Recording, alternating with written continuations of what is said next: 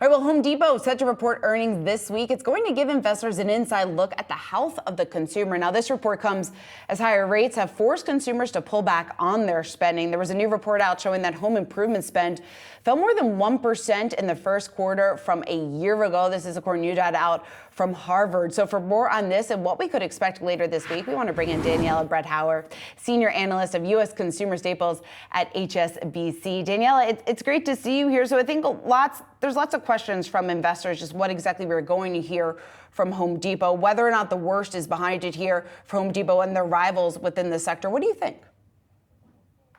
Hi, good morning, everyone, and thanks for having me. Apologies, I have a little bit of a cold, too much traveling.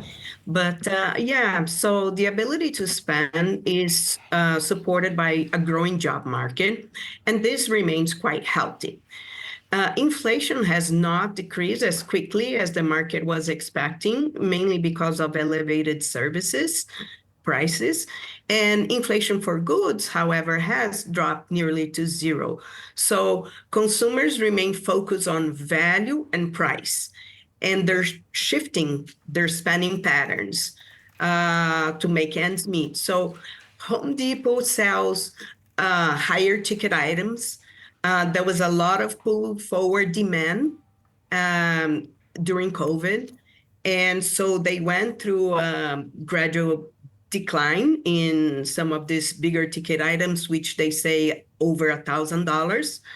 And so the year-on-year comps is not in their favor for this upcoming quarter. So we're looking at sales to decrease between 2 and 3%, and earnings anywhere between 2 and 5. And this is, again, because of the high big ticket purchases. And then you have interest rates, which remain high. And for new home buyers, that's an issue as well, in addition to all the structural headwinds that affects big ticket purchases decisions. Yeah, Daniela, talk to us a little bit more about those larger structural headwinds, and then going off of that, just how long this will likely be an issue here for Home Depot and other larger players within the space. Yeah, so specifically for Home Depot and Lowe's, which they operate in the same space, and they're very big on white goods, appliances and flooring and remodeling. So what has happened is people have either postponed or they've taken on this complex project, the remodelings, but a lot less complex and with the tight budget. Whereas during COVID, you had the additional savings and people wanted to do these upgrades in their remodeling. So like I said, there was a shift in demand, and probably 2 years worth of demand has already been pulled forward. So I would think 2023 was the first sort of down year, and probably 2024.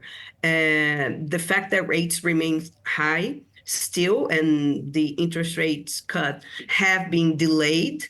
Probably we were only going to see one cut this year. So that doesn't bode well as well for people looking to buy new homes and or a switch. The fundamentals, they remain solid, meaning a lot of older homes that need upgrades, young population that, the baby boomers that now have more spending power, but everything seems to be on hold for now.